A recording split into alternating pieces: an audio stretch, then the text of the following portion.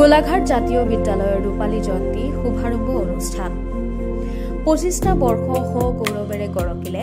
গোলাঘাটৰ এখন অগ্ৰণী শিক্ষানুষ্ঠান গোলাঘাট জাতীয় বিদ্যালয়ে নতুন দিগন্ত প্ৰসাৰৰ লক্ষ্যৰে গোলাঘাটৰ কেইজনমান স্বনামধন্য বাটকটীয়া আৰু শিক্ষানুৰাগী ব্যক্তিৰ আপ্ৰাণ চেষ্টাত গঢ় লৈ উঠিছিল গোলাঘাট জাতীয় বিদ্যালয়ে আজি ২৫ বছৰীয়া হ'ল গোলাঘাট জাতীয় বিদ্যালয়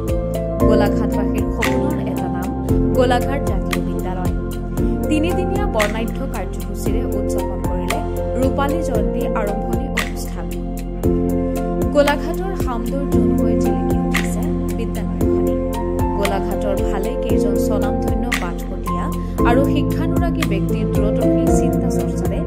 ২০০০ চনত প্ৰতিষ্ঠা হোৱা বিদ্যালয়খনত প্ৰজ্ঞাৰ কিৰণ ছটিয়াই উদ্ভাসিত হোৱা প্ৰথাৰেৰে বৰ্তমান অংকুৰ শ্ৰেণীৰ পৰা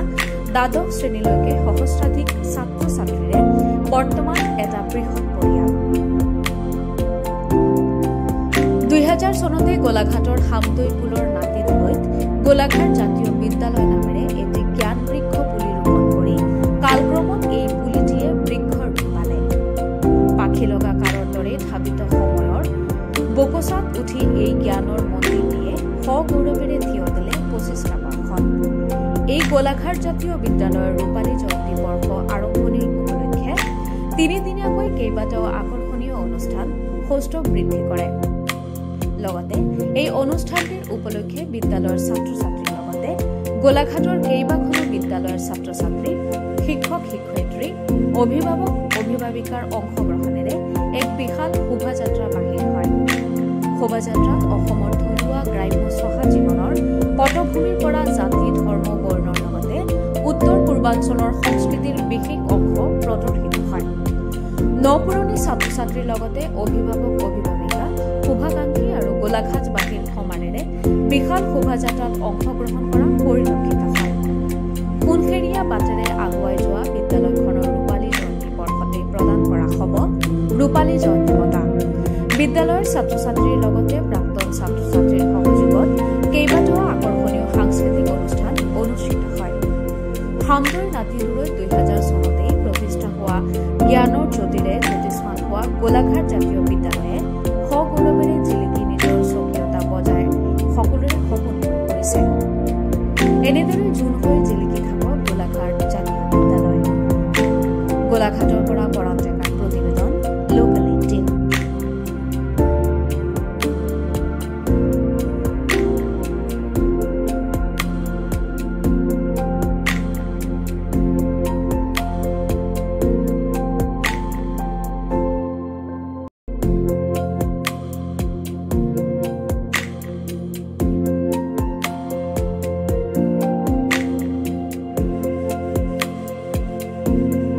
Thank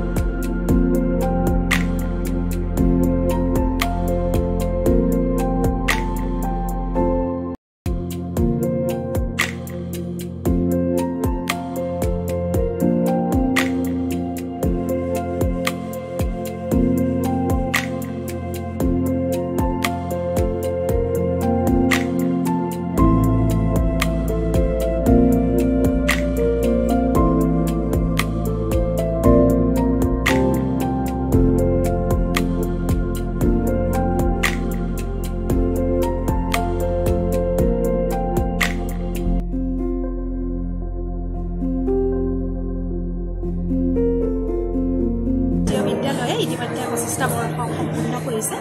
আৰু গোলাঘাট জাতীয় বিদ্যালয়ৰ এই ৰূপালী জয়ন্তী বৰ্ষৰ শুভাৰম্ভণি অনুষ্ঠান আমি 3দিনীয়া কাৰ্যসূচীৰে আৰম্ভ কৰিছোঁ। পতাকা উত্তোলনেৰে আৰম্ভ হ'ল, 25খন পতাকা উত্তোলন ইতিমধ্যে হৈ গ'ল। তাৰপিছত আমাৰ প্ৰতিষ্ঠাপকসকলৰ স্মৃতি তৰ্পণ অনুষ্ঠান, তেখেতসকলৰ স্মৃতি তৰ্পণ অনুষ্ঠানৰ পাছতেই আমাৰ পৰৱৰ্তী কাৰ্যসূচী আমাৰ ছাত্ৰ ছাত্ৰীসকলৰ দ্বাৰা প্ৰদৰ্শনী দ্বাৰ উন্মোচন কৰা হ'ল। তেওঁলোকে বিভিন্ন ধৰণৰ প্ৰদৰ্শনী ইয়াত প্ৰদৰ্শন কৰিছে আৰু এই গোলাঘাট জাতীয় বিদ্যালয় বঁটা প্ৰদান ইতিমধ্যে আমি আগতে দুগৰাকী বিশিষ্ট ব্যক্তিক দিছিলোঁ 2টা বছৰত, আৰু প্ৰথম বছৰ আমাৰ এই বঁটা প্ৰদান কৰা হৈছিল অসমৰ প্ৰতিষ্ঠিত সাহিত্যিক ৰূপা পটঙ্গীয়া কলিতা বাইদেউক। দ্বিতীয়বাৰ আমি এই বঁটা প্ৰদান কৰিছিলোঁ ভাষা বিজ্ঞানী ডক্টৰ দীনেশ গোস্বামী ছাৰক। তাৰপিছত এইবাৰ আমি অসম জাতীয় বিদ্যালয়ৰ শিক্ষা সংসদৰ সচিব তথা শিক্ষাবিদ আৰু শিশুৰোগ বিশেষজ্ঞ ডাক্তৰ নাৰায়ণ শৰ্মা ডাঙৰীয়াক আমি এই বঁটা প্ৰদান কৰিছোঁ।